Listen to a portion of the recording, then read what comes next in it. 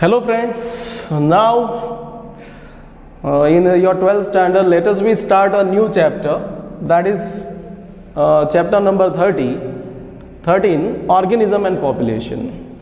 But before I am starting over there, this is the chapter of about ecology. तो ये chapter हमारा ecology का है और इकोलॉजी का जो चैप्टर होता है आपको मालूम है कि एनवायरनमेंट उसको कहा जाता है। जो इकोलॉजी और एनवायरमेंटल जो चैप्टर्स है हमारे वो पीछे 13, 14, 15, 16 ये सारे चैप्टर जो है 13, 14, 15 and 16 these are the nothing but the chapters are covers the ecology part or environmental part that you already know. You are in a 12th standard, so basically you are know about that. Now first let us be oriented about ecology first. What is that actually? So let's the word we describe the ecology. Ecology क्या होता है? Ecology actually is made by the two Greek words. Ecology word is made up by the two Greek words, oikos plus logos. Oikos plus logos. Oikos का मतलब होता है home, house, home ज़्यादा ठीक रहेगा यहाँ पे, होम और ड्वेलिंग मतलब वो जहाँ पे रहते हैं। लोगस का मतलब होता है स्टडी। तो in short ecology is a word that complete the two things. Oikos मतलब the organisms. Actually what is ecology का जो बेसिक यूनिट है, व्हाट इज दैट? इसका जो बेसिक यूनिट है वो है ऑर्गेनिज्म। क्या है? ऑर्गेनिज्म। अब ऑर्गेनिज्म मत पूछना क्या होता है। ऑर्गेनिज्म मतलब हम सब ऑर्गेनिज्म ही है। Okay, this is a general term to use for bacteria, viruses. Virus के लिए तो ऑर्गेनिज्म का वर्ड यूज नहीं होता है क्योंकि वो तो लिविंग एंड नॉन लिविंग के बीच में चला जाता है। लेकिन जब भी हम आल्गे की बात करते हैं, फंगाई की बात करते हैं, प्लांट की बात करते हैं, एनिमल की बात करते हैं, then we are using the common word that is organism. तो ऑर्गेनिज्म कॉमन वर्ड है। तो बेसिक यूनिट इकोलॉजी का जनरली क्या है? ऑर्गेनिज्म है। तो what we are sent up for that. So ecology में दिमाग में क्लियर करना क्या पढ़ना है। इट्स अ बेसिक यूनिट जो ऑर्गेनिज्म है उसका मतलब है कि all about organism and their inter relationship between the environment. और charity begins at our home, वहीं से स्टार्ट होगा। तो ओइकोस का मतलब होता है होम और ड्वेलिंग। अब ये होम किसका? तो ऑर्गेनिज्म का। हम बात कर रहे हैं बिल्ली की, और बिल्ली का इकोलॉजी की शुरुआत करेंगे। बिल्ली एक ऑर्गेनिज्म है तो उसका शुरुआत करेंगे तो वहाँ कहाँ से करेंगे? उसका ड्वेलिंग मतलब कि जंगली बिल्लियाँ कहाँ रहती है, तो ड्वेलिंग, वेयर इट ड्वेलिंग मतलब वहाँ कहाँ वो प्रोसेस करती है, वेयर दे लिव, एंड उसके रिलेटेड जो स्टडी है उसका environment on this is we conclude as a ecology. In all over mean कि ये डेफिनेशन जो है that definition is given by Ernest Haeckel. Okay, and he defined also the term ecology was first given by Ernest Haeckel gave the term ecology and also defined it. According to them, ecology is a study of interrelationship or is a science of interrelationship of organism and their external world or their outer world. क्या होता है? Outer world. कि भाई ecology किसकी study है? Organism, उसकी inter relationship between the other organisms and whole surrounding जो उसके आसपास है, उसकी स्टडी को हम क्या कहते हैं? इकोलॉजी कहते हैं। अब इकोलॉजी जो टर्म है वो भी अर्नेस्ट हैकल ने दी है। This point to be note down and it defined also. Odum is also give the definition of ecology. तो इकोलॉजी में ऑर्गेनिज्म एंड पॉपुलेशन शुरू करने से पहले इकोलॉजी का जो मेन फुल है उसकी ब्रांचेस वगैरह हमको समझने की जरूरत है। तो professor R Mishra, the Ramdeo Mishra is also known as the father of Indian ecology, is also known as the father of Indian ecology. तो पहले इकोलॉजी कॉन्सेप्ट पढ़ते हैं थोड़ा बहुत, उसके बाद ऑर्गेनिज्म एंड पॉपुलेशन हम अंडरस्टैंड करेंगे what is actually organization means और मोड्स। तो this is just general brief explanation of what is actually ecology. Ecology के बाद आप जैसे जैसे चैप्टर पढ़ते जाओगे वैसे आएगा organism and population, ecosystem, okay, then diversity, diversity के बाद क्या आएगा, एनवायरमेंटल और issues related to environment and their problems. तो ये एनवायरमेंट एंड इकोलॉजी में इतना अंडरस्टैंड करना जरूरी होता है। लेट अस वी स्टार्ट, यहाँ तक तो आपको डेफिनेशन समझ में आ गया होगा।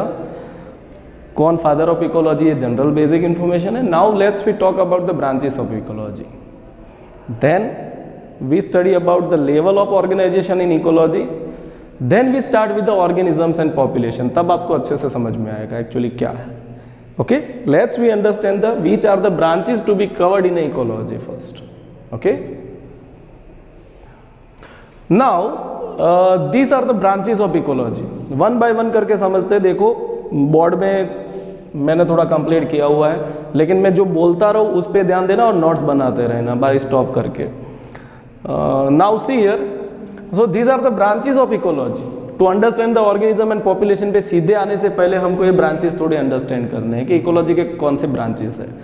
तो न्यूअर जो ब्रांचेस है, ये नीट के लिए मोस्ट इंपॉर्टेंट क्वेश्चंस है जो टेक्स्ट बुक कवर नहीं करता, इतना याद रखना। ये टेक्स्ट बुक में है लेकिन पार्शियल स्टडी के रूप में है, वो एक्सेप्ट पर्टिकुलरली वर्टिकल स्टडीज के रूप में नहीं है। तो for NEET you can be keep in your mind this topic is oriented to NEET specially. जब ऐसे क्वेश्चन टिपिकल आ जाते हैं then this question should be asked into NEET. Autecology और species ecology, this is the one of the, total कितनी branches है, 6 branches हैं। There are the 6 branches. Among them the first one is called the autecology और species ecology. What is that, कि ऑटेकोलॉजी या तो species ecology क्या होता है। Let's we understand. Species ecology is nothing but it's a interrelationship of each and every stage of development of organism. फिर से repeat करता हूँ, it's a study of interrelationship. ये इकोलॉजी कौन सी है, ऑटेकोलॉजी या तो स्पीसीज के बारे में। What is species that you know, human is a one species, frog for example Rana tigrina it's a one species, monkey rhesus it's also one of the one species। एक fish है एक तरह की, तो भी एक शार्क है for example, this is also one of the type of species. तो ये जो इकोलॉजी है वो पर्टिकुलर कॉन्सेंट्रेट कहाँ पे करती है, that you are keeping in your mind. Autecology या स्पीसीज इकोलॉजी क्या होता है, is a study of inter relationship of every stage of development of an organism. हर एक ऑर्गेनिज्म के, हर एक स्पीसीज के कैसे वो डेवलप हुआ है और उसकी इंटर रिलेशनशिप क्या है, उसको स्टडी करते हैं जिसमें, तो दिस इज कॉल्ड ऑटेकोलॉजी और स्पीसीज इकोलॉजी, जिसमें पर्टिकुलर स्पीसीज की हम इकोलॉजी लेते हैं। फॉर एग्जांपल फ्रॉग हो गया तो पूरा फ्रॉग का इकोलॉजी, तो this under taken as human है तो human ecology. So this is comes under autecology और species ecology that restricted up to single species. I am repeat once again, that restricted up to one species and interrelationship of that. Okay, उसका development कैसे हुआ है, उसके आसपास environment कैसे change हुआ है, उसका रिलेशन उसके साथ क्या है, that we are study in autecology. I hope आप अंडरस्टैंड कर गए होंगे। ऑटेकोलॉजी स्पीसीज इकोलॉजी है और वो इंटर रिलेशनशिप ऑफ क्या है, each and every development stage of. Second is synecology और study of interrelationship of community and its ecosystem and its stages of each and every stages of development। तो सिनेकोलॉजी में community आता है। What is community, हम Patel community की, Francis community, ये सारी communities की बात यहाँ पे नहीं कर रहे। Here we are talking about organism and their population के बाद क्या आता है। देखो ये जब पढ़ाऊंगा तब कहूंगा ऑर्गेनिज्म मतलब सिंगुलर है, पॉपुलेशन मतलब उसमें ऑर्गेनिज्म चेंज नहीं होता है। ह्यूमन पॉपुलेशन है तो only human can be included, no any other than. But community, community में ये तो ये पॉपुलेशन के लिए आ गया इकोलॉजी। अब ये इकोलॉजी किसके लिए, कम्युनिटी के लिए। फॉर एग्जांपल पर्टिकुलर एरिया है, उसके सारे जो ऑर्गेनिज्म है तो वो कम्युनिटी हो जाता है। ओके, फॉर एग्जाम्पल पालनपुर में है तो पालनपुर की जो भी बफेलो है, काऊ है, ह्यूमन है, ट्री है, सारे जो लिविंग कंपार्टमेंट्स हैं और उसका एनवायरनमेंट के साथ जो रिलेशन है दैट इज कॉल्ड सिनेकोलॉजी। उसको हम क्या कहते हैं? सिनेकोलॉजी कहेंगे, पालनपुर का सिनेकोलॉजी। तो it is included communities. What is community? Community का मतलब होता है the number of population living in a given area. तो कि एक एरिया में जो पॉपुलेशन, अलग अलग पॉपुलेशन जो living the different population in a given area, that is called community. तो यहाँ पे कम्युनिटी की जो बात होती है दैट इज अकर इन अ सिनेकोलॉजी। इसको हम क्या कहते हैं? सिनेकोलॉजी कहते हैं। SYNECOLOGY। Okay, now applied ecology. अब तो आ गया ना, स्पीसीज आ गया, कम्युनिटी आ गया, तो बचा क्या? अप्लाइड। अप्लाइड मतलब current field of ecology that concentrate on field related to conservation and economy. The field related to conservation and economy. Conservation का मतलब है जो कंजर्व करते हैं स्पीसीज को, और they thinking about orientation of different type of economy.